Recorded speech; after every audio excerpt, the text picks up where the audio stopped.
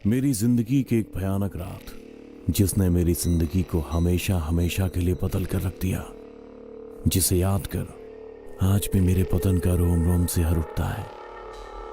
ये बात उन दिनों की है जब मेरी पत्नी प्रेगनेंसी के कारण पिछले 2 महीने से मायके गई हुई थी और मैं अपनी वासना को पूरा करने के लिए नए नए मौके तलाश रहा था।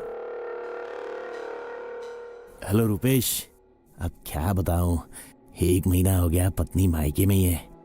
बस सब ऐसे ही सूखा सूखा चल रहा है। मैं अपने दोस्त से फोन पर बात करता हुआ कार ड्राइव कर रहा था। आधी रात के इस पहर में पूरी सड़क सुनसान थी। सच कहूं तो मैं वासना की भूख में अंधा हो चुका था। भाई विवान, टेंशन क्यों लेता है? रोज दाल रोटी खाना तो ठीक है, पर कभी कभी टंगड़ी कबाब, कीमा कलेजी भी खा लेना चाहिए। मर्द का मन खुश रहता है। मेरे दोस्त ने मुझसे फोन पर कहा, जिसे सुनकर मेरी सांसें गर्म होने लगी। रुपेश, तू बस ऐसे ललचाता रहे, कभी कोई ढंग का सोल्यूशन मत दियो। अरे कुछ ऐसा बता जिससे मेरी रात रंगीन हो जाए। ठीक है भाई, तू भी याद रखेगा, जिस रास्ते से तू गुजर रहा है उसी रास्ते पर एक बरगद का पेड़ है और उस पेड़ के नीचे एक विद्वान ऋषि मुनि की मूर्ति है, जिसकी तरफ पीठ करके एक औरत खड़ी रहती है। वो तेरी रात रंगीन कर देगी। रूपेश की बात सुनकर मैं पहले इस लड़की को अपने ख्यालों में जीने लगा था। सच बताऊं तो मैं अपनी हवस के आगे मजबूर हो चुका था। मैं जैसे उस पेड़ के पास पहुंचा तो मेरी नजरें उस लड़की को ढूंढने लगी कि अचानक ही किसी ने मेरी कार की खिड़की पर दस्तक देते हुए कहा, आपको मेरे बारे में किसने बताया? मैंने जैसे ही खिड़की की तरफ देखा, एक बेहद खूबसूरत और कमसिन लड़की खिड़की पर खड़ी मुझे ही देख रही थी। तुम्हें इतनी रात को इस सुनसान जगह पर खड़े होने में डर नहीं लगता? मैंने अपनी बात शुरू तो उस लड़की का चेहरा देख के की थी, पर अगले पल मेरी नजरें कुछ और ही देखने लगी।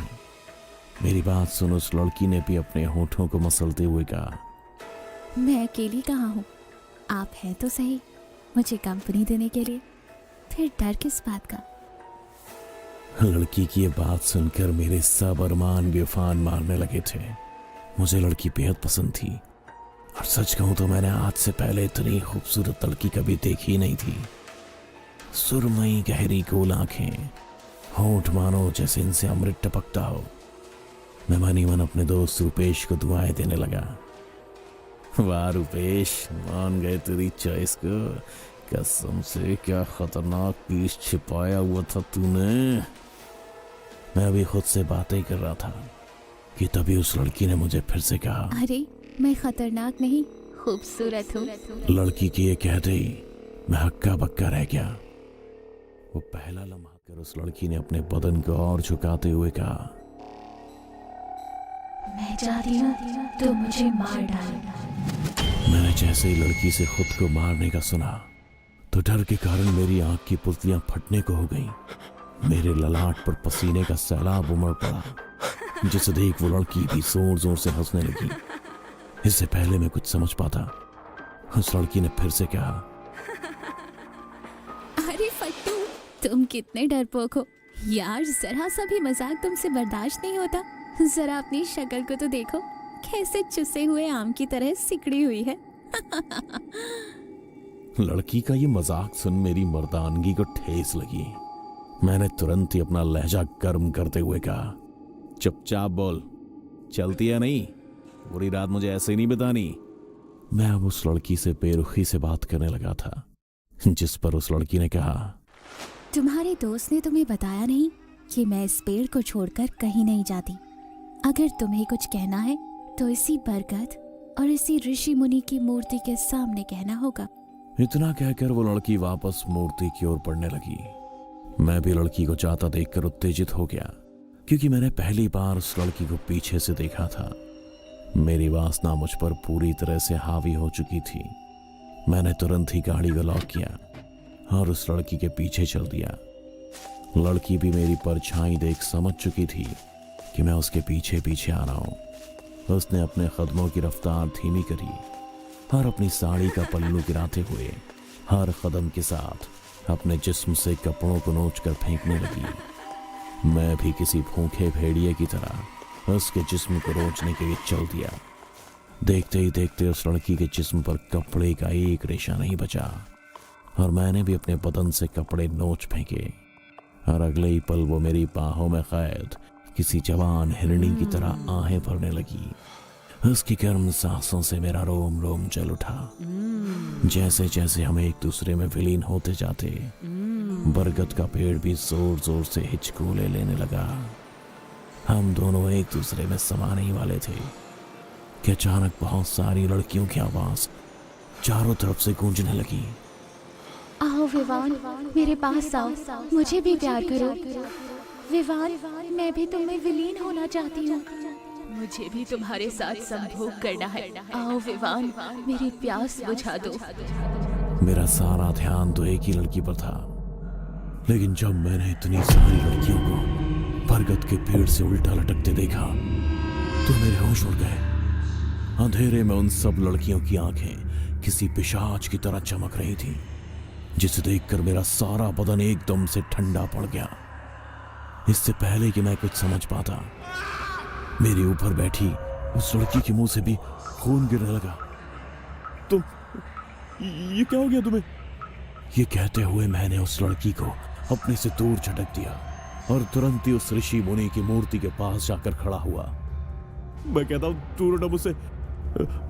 तुम अगर मेरे पास आने की कोशिश करोगी तो मैं तुम्हें चीर डालूंगा। मैं अपनी धमकियों को उन सबको दूर करने की नाकाम कोशिश करता हुआ ऋषि मुनि की मूर्ति के पीछे छिप गया। वो सब लड़कियां भी ऋषि मुनि की मूर्ति की तरफ अपनी पीठ करती हुई बोली, कब तक बचाएगा तो इन जैसों को? एक ना एक रोज तो ये अपनी हवस में फिर अंधे होंगे और यहाँ आएगा। मैं उन लड़कियों की बातें साफ साफ सुन सकता था, जिसे सुनकर मुझे इतना समझ में आ गया था कि ऋषि मुनि की मूर्ति ही मुझे यहां से जिंदा निकाल सकती है। तो मैं तुरंत ही उस मूर्ति को अपने हाथों में उठाकर अपनी कार की तरफ बढ़ ही रहा था कि अचानक ही बरगद की एक डाली मेरी पीठ पर आ गई और मेरे हाथ से गिरते ही ऋषि मुनि की मूर्ति के टुकड़े टुकड़े हो गए। सच बताऊं तो वो मूर्ति के टुकड़े नहीं, बल्कि मेरे जिंदा रहने की उम्मीद के टुकड़े थे। अब तक जो लड़कियां पेड़ पर उल्टा लटक के मेरे साथ संभोग करना चाहती थी, वही लड़कियां मूर्ति के गिरते ही मेरा खून पीने और मेरा मांस नोचने नीचे जमीन पर उतर आई। देखते ही देखते उन सब लड़कियों ने मेरे जिस्म को नोचना शुरू कर दिया। दर्द के मारे मेरी चीखें खुले आसमान में दूर तक गूंजने लगी। मुझे माफ कर दो, मैं अपनी वासना में अंधा हो गया था। मुझे छोड़ दो, मैं जीना चाहता हूँ। मैं चीखता हुआ सबसे कह ही रहा था, मगर किसी ने मेरी एक नहीं सुनी। शायद जिस तरह मैं अपनी वासना में अंधा हो गया था, ठीक उसी तरह वो लड़की भी मेरे खून की प्यासी हो गई थी। उन्होंने मेरे कमर के नीचे का सारा हिस्सा नोच खाया। ऋषि मुनि की मूर्ति के टुकड़े भी मेरे जिस्म से निकले खून से सराबोर हो चुके थे और पूरी तरह से मेरे खून से डूबने के बाद अचानक ही वो मूर्ति फिर से एकजुट हो गई और मूर्ति के जुड़ते ही वो लड़कियां वापस से उसी बरगद के पेड़ पर जा बैठी। ऋषि मुनि, आप कौन हैं? और आपको देखते ही ये लड़कियां कैसे पेड़ पर वापस चली गईं? मेरे इस सवाल से मूर्ति में से निकली एक रोशनी ने उनसे कहा, बेटा, ये सब मेरा ही किया हुआ दुष्कर्म है, जिसकी सजा आज तुम्हें भुगतनी पड़ रही है। आज से 1200 साल पहले यहाँ एक वैश्या रहती थी, चारुलता, जिसे कामदेव का वरदान था कि वह हर एक रात के बाद कुंवारी और पवित्र हो जाएगी, चाहे वो कितने भी मर्दों के साथ संभोग कर ले। ये बात जब मेरे कानों में पड़ी तो मैंने भी चारुलता को पाना चाहा, लेकिन इस वरदान के साथ श्राप भी जुड़ा था। श्राप? कैसा श्राप? दर्द से कराहते हुए मैंने भी उस रोशनी से पूछा। यही कि हर संभोग के बाद चारुलता से एक बीज उत्पन्न होगा जो आगे जाकर उसके जितना ही काम उत्तेजित और यौवन से भरपूर होगा। रोशनी को जब मैंने ये कहते सुना तो मेरे होश उड़ गए। मैंने लड़खड़ाती जुबान से ऋषि मुनि की रोशनी से तुरंत पूछा, तो क्या ये सब तुम्हारी बेटियां हैं? हाँ, ये सब मेरी ही बेटियां हैं जो मेरे सामने पीट करके अनजान मर्दों के साथ संभोग करती हैं और फिर उन्हें जान से मार डालती हैं। ऋषि मुनि की बातें मुझे अंदर से चीर गई थी। मैंने बाप बेटी के रिश्ते को यूं तार तार होते पहली बार सुना था। तो फिर आपकी उस चारुलता का क्या हुआ, जिसे हमेशा कुंवारी रहने का वरदान मिला था? सब कुछ जानने के बाद मुझे उस औरत का ख्याल आया जिसे संभोग का श्राप मिला था। मेरे सवाल पर उस रोशनी ने कहा, मैंने अपनी बेटियों को बहुत समझाने की कोशिश की पर वो अपनी वासना में अंधी थी, इसलिए मैंने ना चाहते हुए भी चारुलता को श्राप दिया। उसे इस बरगद के पेड़ में कैद कर दिया और खुद को एक पत्थर की मूर्त में बदल दिया ताकि अनर्थ होने से रोक सकूं, पर मैं हार गया। मेरी बेटियों ने अपनी जिद नहीं छोड़ी, इसलिए आज मैं तुमसे प्रार्थना करता हूँ, जिस तरह यह मूर्ति तोड़कर तुमने मुझे आजाद किया है उसी तरह इस बरगद के पेड़ को जलाकर मेरी चारुलता को भी मुक्ति दे दो। इतना कहकर वो रोशनी हवा में गायब हो गई। कुछ पल को मैं सोच में पड़ा रहा, लेकिन जब मुझे होश आया तो मुझे पता चला कि मेरे कमर का नीचे का हिस्सा खत्म हो चुका है। पर मैंने हिम्मत नहीं हारी। इससे पहले कि वो लड़कियां फिर से मुझ पर हमला करती, मैंने तुरंत ही अपनी गाड़ी से पेट्रोल निकालकर उस बरगद के पेड़ पर छिड़क दिया और उसे आग के हवाले कर दिया। बरगद के पेड़ के चलते ही उसमें से लाखों लड़कियों के चीखने की आवाजें निकलने लगी जो दर्द के मारे हवा में तड़प रही थी। और तभी एक सुनहरी रोशनी निकली जिसे देख सब आवाजें अपने आप शांत हो गई और मैं समझ गया कि आत्मा चारुलता की है।